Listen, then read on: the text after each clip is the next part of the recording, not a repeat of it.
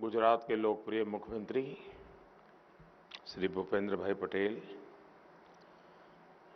हरियाणा के मुख्यमंत्री श्री मनोहर लाल जी, उप मुख्यमंत्री भाई श्री दुष्यंत चौटाला जी, संसद में मेरे साथी श्रीमान CR. Patil, Suzuki motor corporation के वरिष्ठ पदाधिकारीगण, भारत में जापान के एम्बेसडर, मारुति सुजुकी के वरिष्ठ अधिकारीगण, अन्य सभी महानुभाव, देवियों और सज्जनों, सबसे पहले मैं सुजुकी और सुजुकी परिवार से जुड़े सभी लोगों को हार्दिक बधाई देता हूं। भारत और भारत के लोगों के साथ सुजुकी का पारिवारिक रिश्ता अब 40 वर्ष का हो गया है। आज एक और गुजरात में इलेक्ट्रिक व्हीकल बैटरी के प्रोडक्शन के लिए एम्बिशियस प्लांट का शिलान्यास हो रहा है, तो साथ ही हरियाणा में नई कार मैन्युफैक्चरिंग फैसिलिटी की शुरुआत भी हो रही है। मैं मानता हूं ये विस्तार सुजुकी के लिए भविष्य की अपार संभावनाओं का आधार बनेगा। मैं इसके लिए सुजुकी मोटर्स को, इस विशाल परिवार के सभी मेंबर्स को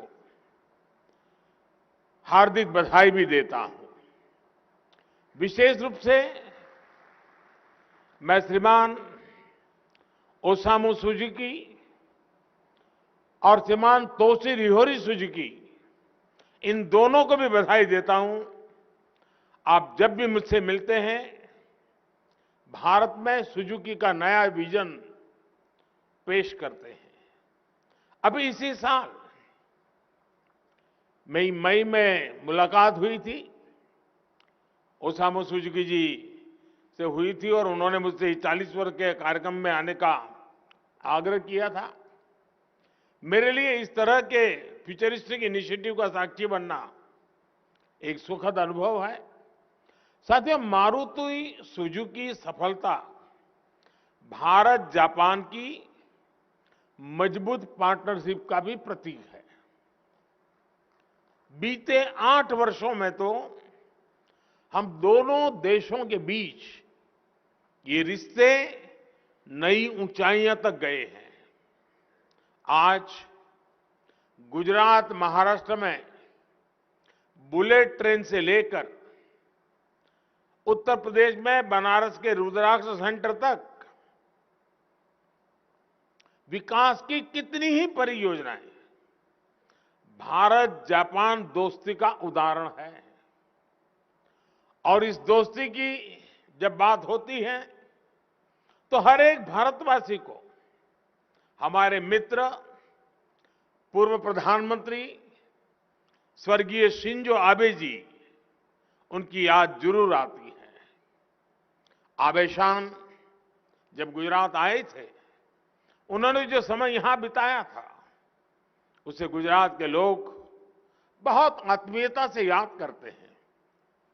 हमारे देशों को और करीब लाने के लिए जो प्रयास उन्होंने किए थे, आज पीएम किशिदा उसे आगे बढ़ा रहे हैं। अभी हमने प्रधानमंत्री किशिदा का वीडियो संदेश भी सुना। मैं इसके लिए प्रधानमंत्री किशिदा और जापान के सभी नागरिकों का भी भारत की ओर से अभिनंदन करता हूं। साथियों, मैं इस अवसर गुजरात और हरियाणा के लोगों को भी अनेक अनेक शुभकामनाएं देता हूं, जो देश के औद्योगिक विकास और मेक इन इंडिया को लगातार गति दे रहे हैं। इन दोनों ही राज्यों की सरकारों की जो विकास परक, उद्योग परक नीतियां हैं, ईज ऑफ डूइंग बिजनेस की दिशा में जो प्रयास है, उनका लाभ करोड़ों प्रदेशवासियों को और विशेष रूप से युवाओं को मिल रहा है। साथियों, इस खास आयोजन में आज मुझे बहुत कुछ पुराना याद आना स्वाभाविक है। मुझे याद है 13 साल पहले जब सुजुकी कंपनी अपनी मैन्युफैक्चरिंग यूनिट के निर्माण के लिए गुजरात आई थी, तब मैंने कहा था कि जैसे जैसे हमारे मारुति के मित्र गुजरात का पानी पिएंगे, उन्हें भली भांति पता चल जाएगा कि विकास का परफेक्ट मॉडल कहां है।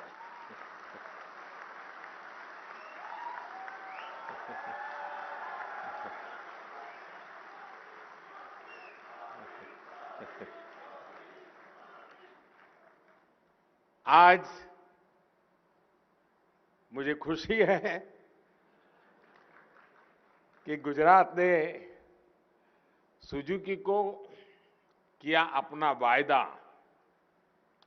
बखूबी निभाया और सुजुकी ने गुजरात की बात भी उसी सम्मान के साथ रखी। आज गुजरात देश में ही नहीं बल्कि पूरी दुनिया में टॉप ऑटोमोटिव मैन्युफैक्चरिंग हब बनकर के उभरा है। साथियों, आज का ये अवसर ऐसा है जिसमें गुजरात और जापान के आत्मीय रिश्तों पर जितनी चर्चा करूं उतनी कम होगी।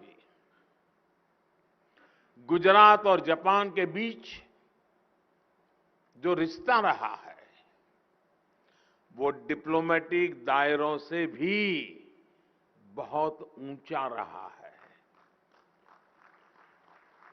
मुझे याद है जब 2009 में वाइब्रेंट गुजरात समिट का आयोजन शुरू हुआ था, तभी से जापान इसके साथ एक पार्टनर कंट्री के तौर पर हमेशा जुड़ा रहा है। और ये बहुत बड़ी बात है। एक राज्य और दूसरी तरह एक डेवलप कंट्री, ये दोनों का साथ चलना ये अपने आप में बहुत बड़ी बात है। आज भी वाइब्रेंट गुजरात समिट में जापान की भागीदारी सबसे ज्यादा होती है। अपने मुख्यमंत्री काल के दिनों में मैं अक्सर एक बात कहता था, I want to create a mini Japan in Gujarat. इसके पीछे का भाव यही था कि जापान के हमारे अतिथियों को गुजरात में भी जापान की अनुभूति हो, उनको फीलिंग आए। हमने प्रयास किया कि जापान के लोगों को, जापान की कंपनियों को यहां किसी तरह की परेशानी ना हो। आप अंदाजा लगा सकते हैं कितनी छोटी छोटी चीजों पर हम ध्यान देते थे। बहुतों को शायद सुनकर के आश्चर्य भी होगा। अब हम सबको पता है, जापान के लोग हो और गोल्फ खेलना न हो तो बात अधूरी रह जाती है। बिना गोल्फ आप जापानीज की कल्पना ही नहीं कर सकते। अब हमारा गुजरात, वहां गोल्फ की दुनिया से कोई लेना देना नहीं था, तो मुझे अगर जापान को यहां लाना है तो मुझे गोल्फ कोर्स से शुरू करने चाहिए। और मुझे खुशी है कि आज गुजरात में अनेक गोल्फ के मैदान हुए हैं जहां हमारे जापान के लोग यहां काम करते हैं उनको वीकेंड बिताने के लिए अवसर मिल जाता है। कई रेस्टोरेंट्स भी ऐसे हैं जिनकी विशेषता है जापानी कुजीन है, जापानी फूड है, उसकी भी चिंता की। जापान से आए साथियों को दिक्कत ना हो, इसके लिए बहुत से गुजरातियों ने जापानी भाषा भी सीखी है। और इन दिनों भी जापानी भाषा के क्लासेस चल रहे हैं। साथियों, हमारे प्रयासों में हमेशा से गंभीरता भी रही है और जापान के लिए स्नेह भी रहा है।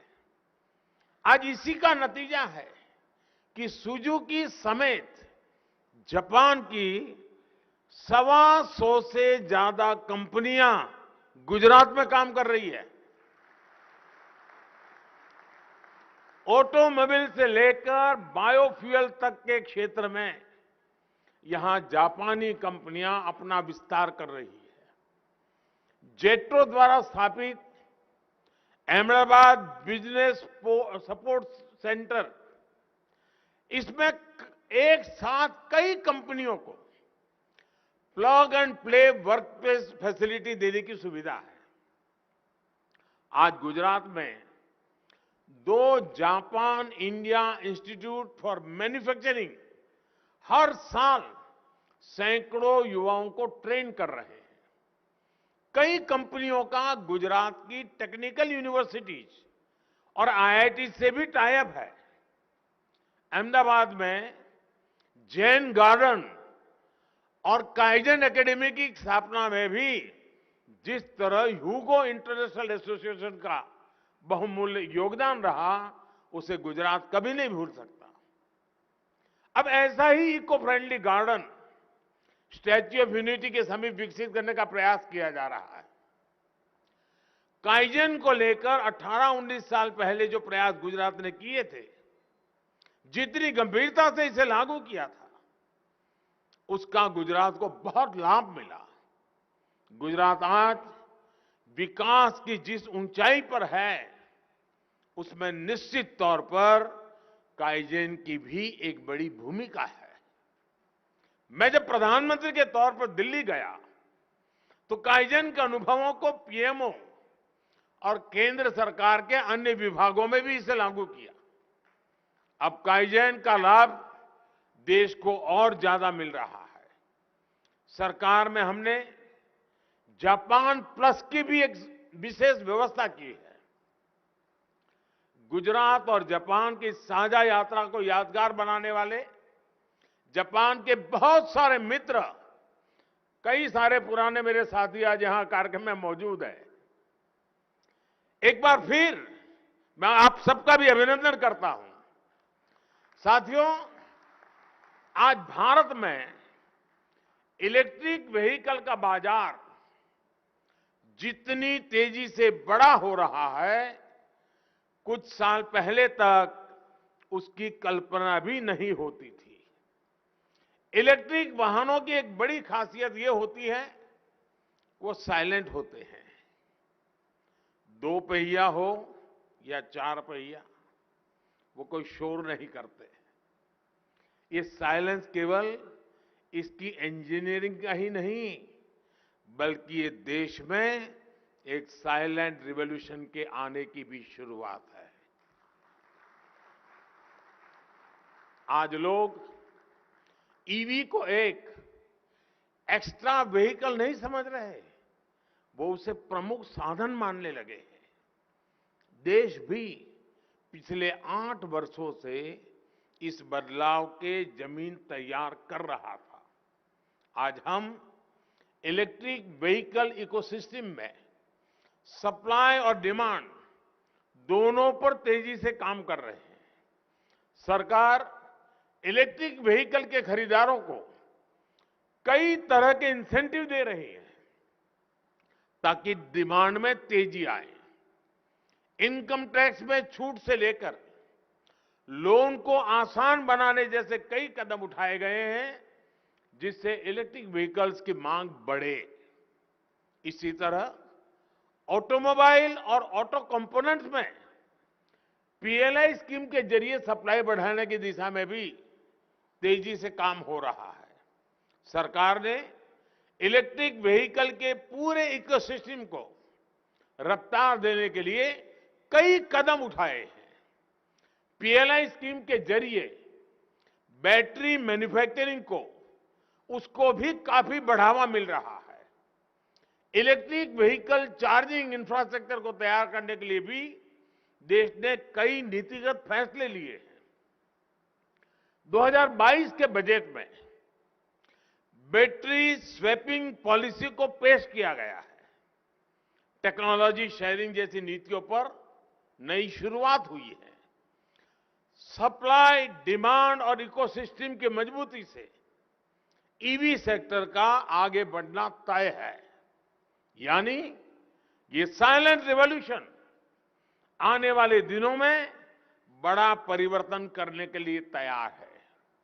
साथियों, आज जब हम ईवी जैसे क्षेत्रों की बात करते हैं तो हमें अपने देश के क्लाइमेट कमिटमेंट को और उसके टारगेट्स को भी सामने रखना बहुत आवश्यक है।